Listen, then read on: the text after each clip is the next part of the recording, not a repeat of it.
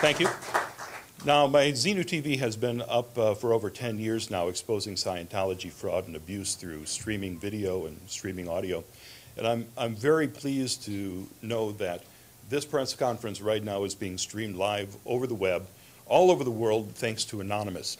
And we are here today because this is the 2nd anniversary of Project Chinology, which is the operation that Anonymous set forth back in February of 2008 to combat Scientology abuse. And every month since then, Anonymous members have been outside Scientology centers in cities all over the world, every month protesting fraud and abuse. And they've, if you check on YouTube, every day they have new videos that they're putting up. They've created some terrific websites. And they are inoculating the new generation of young people who are really the target for Scientology's recruitment. So for the Scientologists, for the Anonymous people who are here today, and those of you who are watching around the world, I want to thank you for all of your efforts. It's made a big difference. Now, I personally was never a Scientologist, but there are 5 people who are going to be speaking here today. And, well, 6 if we're lucky. And the stories that they have to tell are really pretty amazing and shocking, and in some cases even horrifying. And the abuse, if you could please, that's a good reminder, turn off your cell phones, or at least put them on silent while you're here. The stories that they have to tell are pretty amazing. And I'm certainly glad that they're standing up and speaking out, and more people are doing that every day. And we're so thankful for all of you folks here in the media who are covering this, because the problem is the government isn't doing anything about these abuses, which have been systematic and they've been going on for decades. So the more attention that's drawn to these abuses, the better. And before I introduce the speakers, I think it's important to point out that there are really 3 different types of Scientologists. There's your public paying member. Those are the folks like Tom Cruise or John Travolta, or folks from any walks of life who have the money that they can actually pay for the the increasingly expensive series of courses that make up Scientology's bridge to total freedom. That's what L. Ron Hubbard, the founder of Scientology, called his very expensive path to salvation. Now, those public members very often are completely in the dark as to the abuses that the staff members and the 3rd type of Scientologists are facing on a daily basis. And we hope through some of these type of media events that maybe they'll take a look and maybe they'll call for action too. The 2nd type of Scientologists are the staff members. Those are the folks who go to work every day in the Scientology centers all over the world.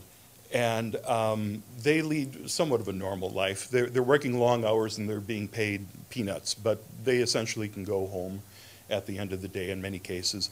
But the 3rd type of Scientologists, and this is primarily what we're talking about today, are members of the Sea Org. Now, Scientology loves abbreviations, and instead of calling their centers churches, they're actually called organizations, or orgs for short. So you'll hear people talking about the Boston org or the London org or the LA org. That's what they're talking about. And folks in the Sea Org actually sign a billion-year service contract, and they pledge to return lifetime after lifetime to work for Scientology in exchange for these expensive courses. And these are the folks that really get the brunt of the abuse from corporate Scientology. And I say corporate Scientology because it really is a business. I mean, unlike most other churches where you're making a donation as a plate is passed or you're tithing, in Scientology you're actually paying for a self-help course or a therapy session or one of L. Ron Hubbard's books or tapes or cassettes. And you know, you have to pay for everything. And there are people in Scientology who actually get commissions from selling these products. So in those ways and in other ways, it really is more of a corporation than a religion. And as you're listening to these stories, keep thinking to yourself, well, if a corporation did this, if a regular business did to their employees what Scientology is doing to people in the Sea Org, it would never be allowed to happen. Never. But because they have this cloak of religiosity, Scientology has been able to get away with some really horrendous crimes. And we're hoping that if enough people speak out, that the government will actually do something about it. So let me bring up our first speaker. His story is so amazing that it had to be put in a book. Marc Headley has written a book called Blown for Good, which is really a terrific book that takes you inside the Sea Org to see what life is like on a daily basis, and especially inside the desert compound near Hemet, California, where all the top Scientology executives are. And if you would, please welcome Marc Headley.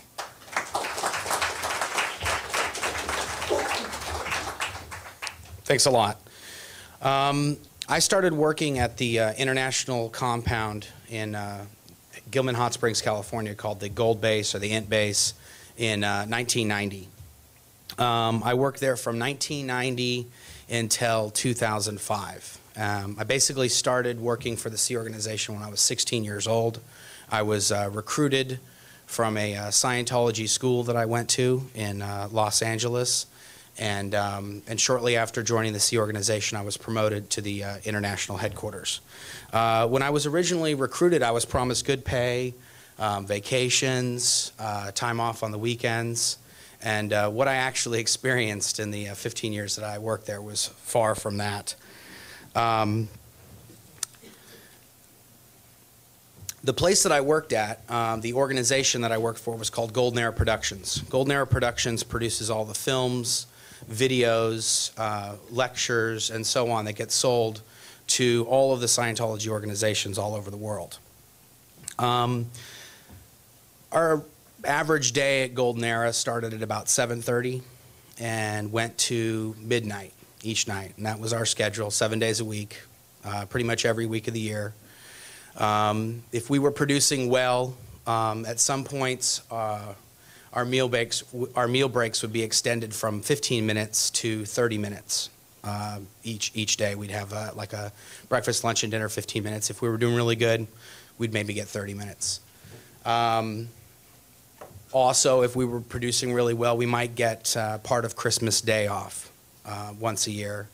And if we were doing really well, we would get maybe a 30 or 45-minute meal break on Thanksgiving as a reward, just to give you kind of an idea of the environment there and, you know, how much time we're not working. After I escaped the Sea Organization in 2005 and started my life over, I received a bill from Scientology for over $150,000 for the courses that I did while I was there. For the entire time that I worked for Golden Era Productions as an employee, in 15 years I earned a total of $29,000 an hour, which averages out to under 40 cents an hour for the time that I worked there. We worked over 100-hour work weeks every week.